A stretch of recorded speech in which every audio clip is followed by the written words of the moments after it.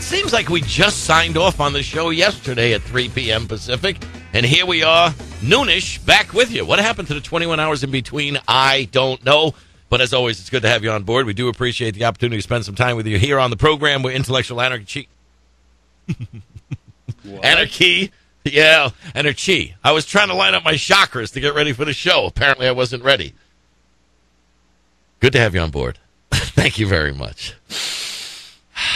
Cleansing breath. Marcella working the dials. Brad producing the program. Emails at the website, sherrydoyle.com. Poll question up there for you today, Tuesday. Let's get it going. Hang on. I'll shave my tongue and put my pollen in so my dentures don't sound like castanets. The poll question at the website today. A new report shows that the median American family wealth has dropped to 1992 levels, with 3/4 of the drop related to housing prices. So how do you see it? 14% say it real, it hurts, and I'll never recover. Debbie Downers. 9% say it's real and it hurts, but I'll get it back. 16% say welcome to the new normal. 9% say it was mostly fake housing wealth anyway. And 52%, yeah, fake wealth, but real debt to clean up. Your answer there at the website or here at 800-876-4123. Brad had an interesting point, as he does often here on the program. You said you think B and D are kind of the same thing, and perhaps I was chairing the Department of Redundancy department in the fact that it's real, it hurts, and you'll get it back, and it was fake wealth, but there's real debt to clean up anyway. So maybe B and D can be combined for the purposes of the poll question. However, they were not, because I was the one that was putting it together, and I didn't think as far ahead as I probably should have. Fake wealth, real debt. That's kind of where we're at. Everybody's like, oh, it stung, 1992. Yeah, well, there was a old joke back when I was a younger dude working on Wall Street. There was so much money flowing around that someone would say, hey, I bought a new dog. Really? Yeah, $50,000 dog. You paid $50,000 for a dog? Well, I traded two $25,000 cats for it, which is really kind of what it was with this fake wealth that was created with the housing bubble that was helped to be created by the banks to gangsters on Wall Street, where it was all free money, free money, free money. Now, for those of you who say that you can't blame Wall Street, and I know there are some of you out there who do, we're going to be joined later in the program by Kirsten Grind. She's a reporter for the Wall Street Journal, 2010 Pulitzer Prize finalist. She has a great new book called The Lost Bank. And in the book, talking about Washington Mutual, WAMU, in the book, in one of the chapters, Scenes from the Great Depression, she said that in one of the slide presentations they did at a shareholders meeting, they showed that Washington Mutual's home equity loans represented 1,366% of the bank's total equity. That's a big number, 1,366%. You would have to think that somewhere along the way, when it got to 50% or maybe 100%, somebody would say, we really need to back off on this. But they couldn't help themselves. They were that out of control with their greed and their inability to take a look at their own risk assessment. Is that true? I was just asking Brad before we came on the program. I was watching Jenna Bush this morning on a Today Show with Malar, and she was doing a special on George H.W. Bush's 88th birthday and promises to go skydiving. And he, cool guy, just sitting there reading letters about life, liberty, and, family and his future and dying and heaven and, the good, the bad, and the ugly of all the things that he went through in his life. But I thought I had heard that for the former president's birthday, they decided to fire up an aircraft carrier and send it out offshore so Bush 41 could take a peek at the aircraft carrier named after him from his home on Kennebunkport, Maine. And in fact, that's true. The George H.W. Bush Nimitz-class nuclear aircraft carrier was rolled out as an ode to Bush 41. Are they burning that biodiesel $26 a gallon fuel in there? Oh, no, it's nuclear. It's nuclear. Nuclear. It's a nuke, so I guess there's no real cost then, right? Because nuclear power is so free and so clean. And that's kind of, is that a little over the top? I mean, really, you look at this whole thing. The median American family's net worth has dropped 40% to 1992 levels. We keep hearing Republicans and Democrats talking about how we have to be fiscally responsible. that we have to stop this out-of-control spending, that we have to mind our P's and Q's. We have to be as responsible with the money that the people give us as the people are with the money that they have themselves. And the way we're going to do that is the Love Boat? Really?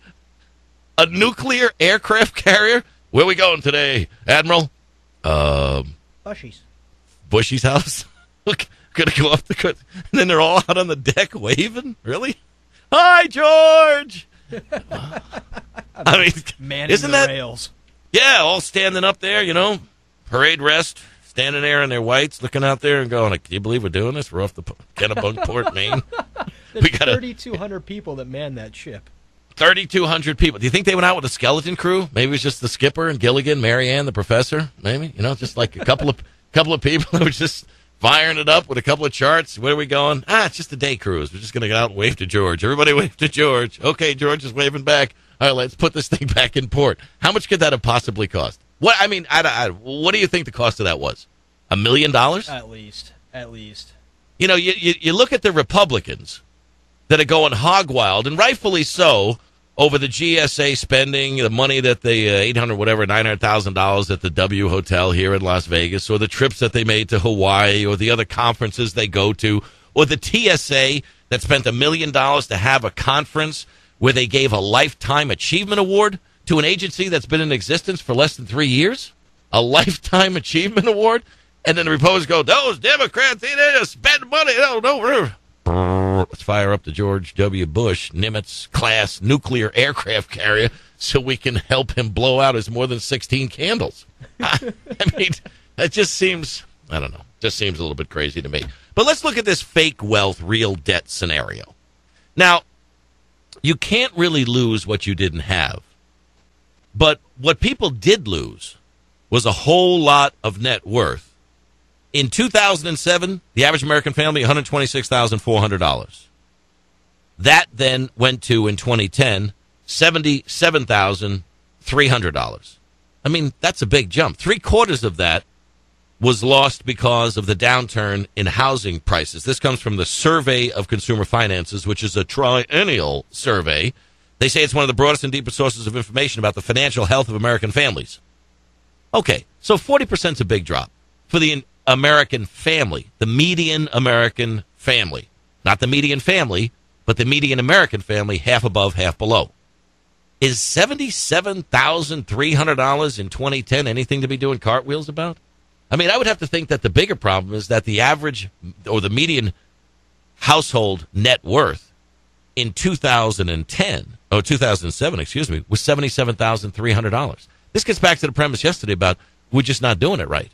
We're just not taking care of ourselves. We're not putting money away as we should. And now they say we're saving even less for future needs. We're making little progress in repaying debts, but at least we're trying. At least we're trying to pay down debt. At least we're trying to become fiscally responsible. I look at the number of people that carry credit cards, carry balances on credit cards, 16.1%. Average amount, $2,600. I would have thought that number would have been much higher. Families reduced the number of credit cards that they carried. 32% of families in the United States now say they don't have any credit cards, and that's an increase from 27% in 2007. And they say the loss of income and wealth fell mostly on who? The middle class. And most of the wealth of the middle class was tied up in housing. And then they wonder, where's the recovery? Well, there is no recovery. This is what we've been saying on the program for 4 years or more with regard to housing prices, stability in housing, and an economic recovery.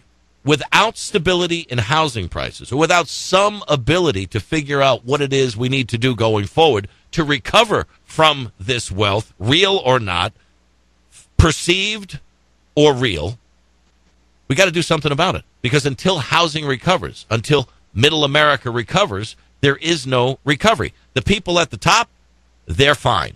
The people at the bottom, they're fine. Now, I'm not doing a Mitt Romney there saying that just because you're living below the poverty line means you're fine. What I mean is there are things in place for people at or near the bottom. And there are things in place for people at or near the top.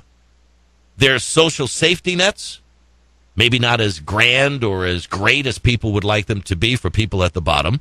And there are accountants and actuaries and lawyers at the top for people who have a whole lot of money, so we don't have to worry about them.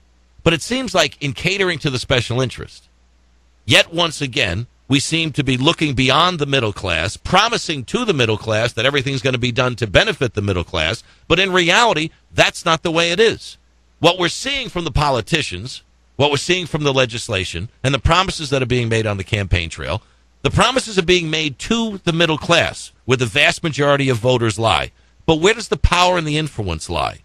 It lies to the hard left, to the hard right. It lies with the uber rich and the uber poor, because those are where the promises are being made. That's where the legislation is being written. Those are the people that are being catered to, because the 10% left and the 10% right, for whatever degree, seem to cancel out the other 80%. And that's where the politicians have fallen down on the job. They tell us it's all for us. They tell us that they feel our economic pain. They tell us that they're doing everything they can to assuage that pain and to put a firm footing in the economy and to turn things around and to help create jobs. The government doesn't create anything except nightmares.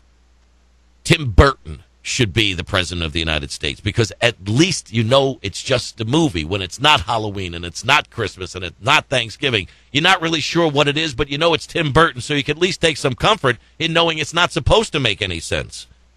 But in reality, the people that we have running this country and the promises that they're making to the people who are this country are not the recipients ever of the end result of what it is they're supposed to be doing in helping others to do what it is that they'd like to do, which is just to be given a shot at the American dream. Just a shot, just a chance.